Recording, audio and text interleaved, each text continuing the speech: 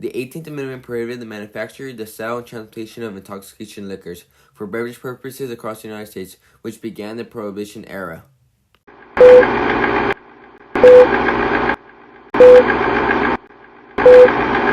While Washington is trying to give us beer, Uncle Sam's sharpshooters still stay on the job. Hundreds of bottles of holiday home brew are going boom, and every throw's a bullseye. The 1920s were a decade defined by a massive culture clash. We made a national game out of finding a drink. On one side was traditional Americans who wanted to protect religion, family values, and moral behavior. On the other side were modern Americans embracing jazz, nightlife, independence, and new social freedoms. Prohibition, the national ban of alcohol, became the center of the battle. Even though the 18th Amendment was created to restore order and morality, it ended up creating crime, rebellion, and one of the biggest social transformations in American history. We are going to be exploring how Prohibition reveals the tension between old tradition and modern ways of living during the 1920s. President Hoover boasted that we were nearer to the final triumph over poverty than ever before in the history of any land. And there were few who disagreed. Traditionalists believed alcohol was the root cause of society problems. Groups like Women's Christian Temperance Union and the Anti-Insolent League blamed alcohol, domestic violence, poverty, and broken families. This poster encouraged people to vote for prohibition to protect the homes, showing how the traditionalists believed alcohol collapsed the family values. They pushed for prohibition as a moral mission.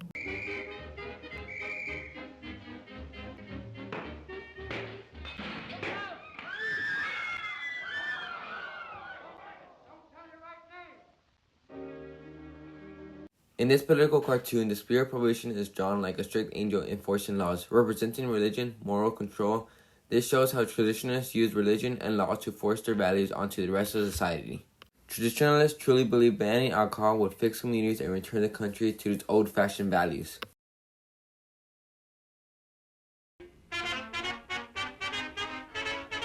Modern Americans rejected prohibition. Cities like New York, Chicago turned into centers of nightlife, jazz, and secret clubs known as speakeasies. Flappers, jazz club, nightlife, young people, especially flappers, embraced drinking and dancing. Women who had been expected to stay at home now went out, wore modern clothing, and became symbols of freedom. The spread of jazz and nightlife represented new cultures that completely ignored traditional expectations. This political cartoon is Pig in a Clover. The cartoon shows pigs as illegal drinkers having fun while the government tries to catch them but fails. It represents how difficult it was to control modern behavior and how easy it was for Americans to find ways around the law. This shows modern Americans proved they wasn't going to let laws decide how they lived. Virginia, now being destroyed under court order. Go to it, boys. Prohibition also led to a massive rise in crime. Instead of stopping alcohol, it created a new underground industry. Police destroying alcohol. This image shows dumping out alcohol, but it also represents the problem. No matter how much they destroyed, more legal liquor appeared. Bootleggers transported alcohol across states. Speakeasies operated in basements, behind fake doors, and even inside bar shops. Organized crime grew more powerful than ever, with gangsters like Al Capone used violence to control illegal alcohol trade. Instead of reducing crime, prohibition actually increased it. As modern Americans resisted, companies also fought back. Advertising became a tool to challenge traditional beliefs. This ad claimed beer was healthy and supported by scientists, and encouraged Americans to drink alcohol.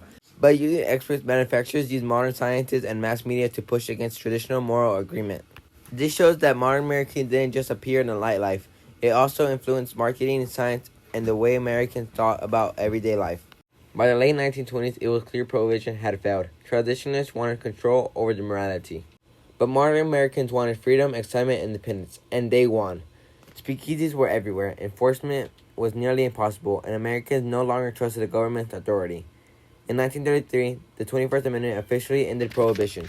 In conclusion, prohibition was supposed to strain traditional American values. Instead, it exposed how powerful modern culture had become. From nightlife to advertising to youth rebellion, modern behaviors completely overwhelmed traditional expectations. Therefore, the 1920s was defined far more than modern rebellion than by traditional values prohibition tried to protect. The failure of prohibition showed that America was moving forward in a new modern identity, one based on freedom, change, and social independence.